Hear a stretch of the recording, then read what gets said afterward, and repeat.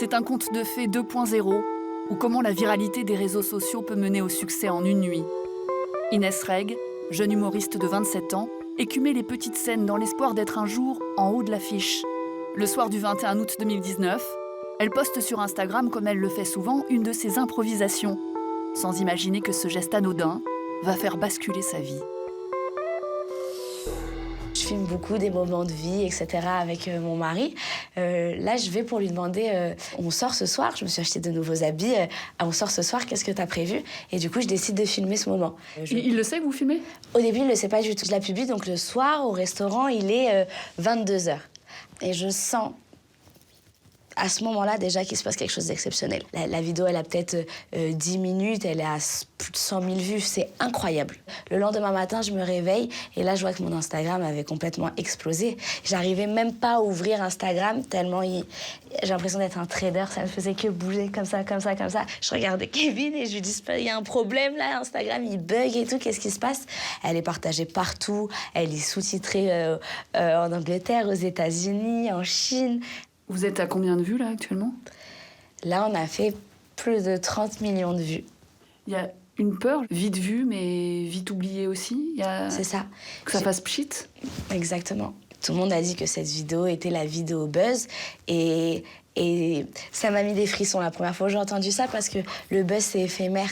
Et du coup, je me suis dit, mince Inès, ok, c'est une vidéo d'1 minute, c'était pour faire rire, mais est-ce que les gens ont bien compris que c'était ton métier, que tu es humoriste, que tu as un spectacle de 1h20 sur scène, que c'est ta vie, que tu ne vois que par ça. Enfin, depuis combien de temps? Ça fait 6 ans, moi, que je joue sur scène.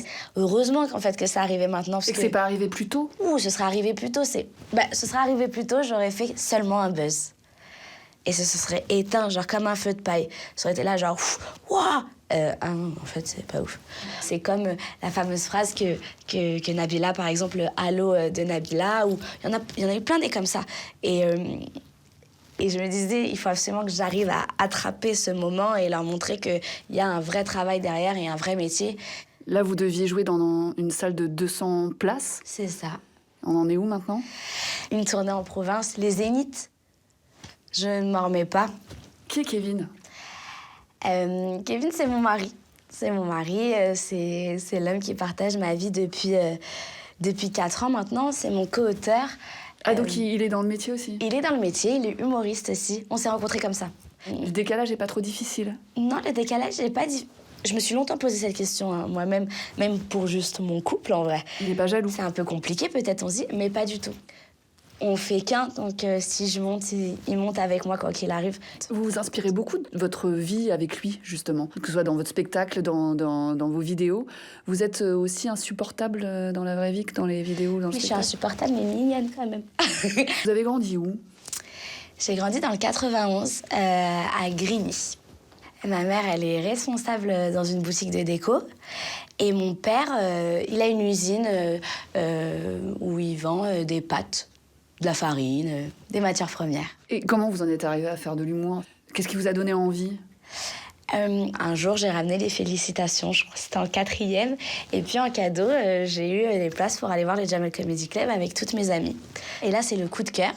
Et au final, ma mère voit que j'aime tellement ça, donc elle se dit mais c'est super, j'ai la carotte.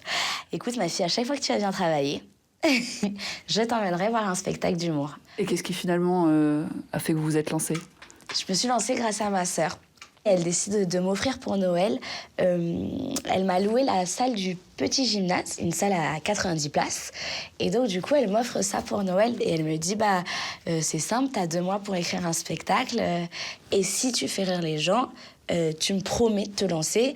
Et donc, du coup, je me dis, allez, ok, on y va. C'est difficile de débuter comme ça, surtout dans le rire. Vous avez eu parfois des publics avec pas de rire. Ouais. J'ai déjà joué devant 4 personnes, moi, pour vous dire. J'ai déjà joué un spectacle d'1 heure devant 4 personnes. Comme ça, juste devant moi. Et il faut y aller. Mais c'est très dur. Moi, il y a 2 ans, je vais pour partir en vacances. Et j'explique à ma mère, avant de partir en vacances, j'arrête. Septembre, je rentre à la maison, je trouve un travail autre. Et je me rappelle recevoir des lettres de ma mère, tellement mignonne, en train de me dire « lâche pas, j'y crois, ça va le faire et tout, lâche pas, lâche pas, lâche pas ». Et j'y arrive plus, moi je me dis « mais Inès, t'es en train... il y en a tellement, vous êtes tellement, pourquoi toi, pourquoi ?» On m'a toujours dit « il faut être là au bon moment, au bon endroit ». On se dit « ça se peut, on sera drôle toute notre vie ». Et on n'arrivera jamais à ce fameux bon moment et bon endroit.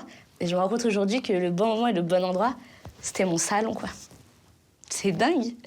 Mais c'est très dur. Vraiment, il y a des moments, je vous en parle, je suis un peu... Parce que c'est vrai que c'est dur. Mais c'est...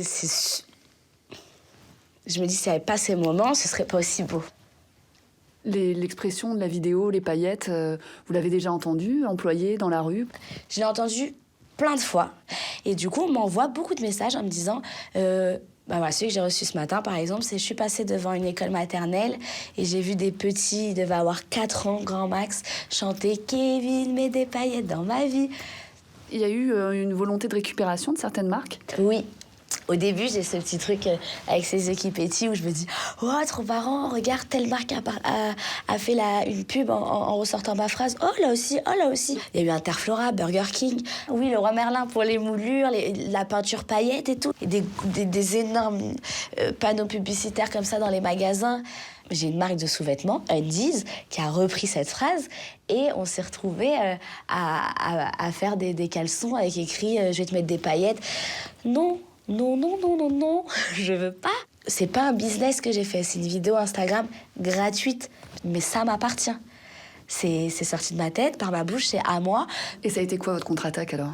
On peut déposer sa phrase. On peut déposer sa phrase et du coup bloquer tous ces gens qui voudraient l'utiliser à tort et à travers. Et vous voulez justement en faire commerce de cette phrase? Je veux pas du tout en faire commerce. Ça ne me vient même pas à l'esprit. Du coup, je veux pas qu'on le fasse pour moi non plus. Vous avez des haters aussi, des gens qui postent des mauvais commentaires? Oui. Je sais que c'est le jeu. Je pourrais vous dire genre oui, ça me touche pas. Moi, je suis très sensible. Vous l'avez vu, de toute façon, je suis très sensible.